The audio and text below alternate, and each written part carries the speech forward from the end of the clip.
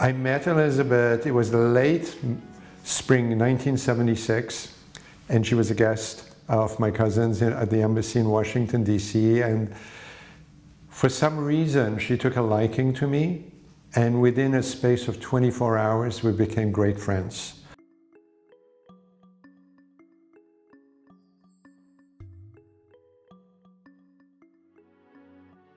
Darling Firooz, I love you with all my heart, and I'm so proud of you. Always, always, Elizabeth. She encouraged me to pursue photography. I had done some photography. I'd gone to art school. Before that, I was a diplomat. I'd always wanted to be an artist, but to make money as a photographer was very difficult for me as a portrait photographer. I went to her one day. I was very sad. My parents had said, you know, you got to go to work. You should go to Iran. Although they lived in Europe, they said, you got to go to Iran, make money there. You know, you can't just do this photography. You're not making any money. So I was very sad. I said, okay, I'll go back. So I went to see Elizabeth Taylor. And I sat there, was having a drink with her. And I said, Elizabeth, I'm not going to be able to stay in Washington anymore. I have to go to Iran. I have to get a regular job and make some money. She said, no, you don't want to go to Iran. You want to stay here. You want to be a photographer. I said, yeah, but I have no alternatives. She said, no, wait a minute. I'm going to Hollywood to do a movie, and I'm going to take you as my photographer. So she picked up the phone right there in front of me, called up the producer. She didn't ask an assistant to do it. She didn't ask anybody else to do it.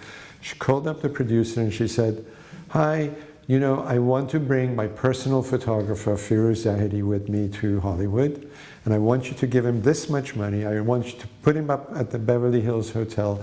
I wanted you to do this for him, do that for him, boom, boom, boom, boom, boom. She gave them all these orders, and they said yes, yes, yes. And the next thing I knew, I was in Hollywood with her.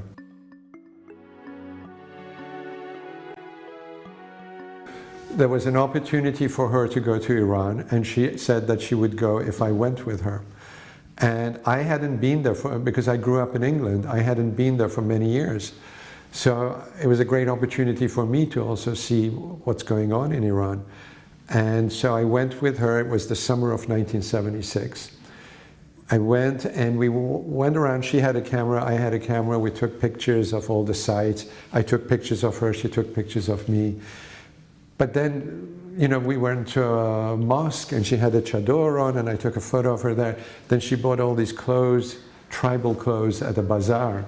And she said to me, oh, come, let's go take pictures of me in these clothes. And she put on all these costumes. And then she hung her big diamond from her forehead. She was having fun. And so she lay down in front of me on the couch. And we had put all these fabrics behind her. And I started taking photos. And it was like the first time I was I'd photographed her a lot, but as snapshots. But it was the first time I was doing proper portraits of her, and it was a little intimidating. So then I got assigned to photograph the house for Architectural Digest, the magazine.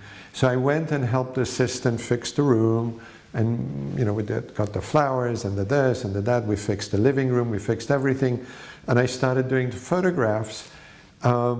Thinking she was going to come back to the new bedroom we created for her. And I was photographing her dressing room in the afternoon, and her publicist came and said to me, Firooz, you got to stop. I said, why? She said, you got to stop. I said, oh, is Elizabeth coming back? Do you need us to get out because she's coming back? She said, no, she's dying. And I was like in total shock.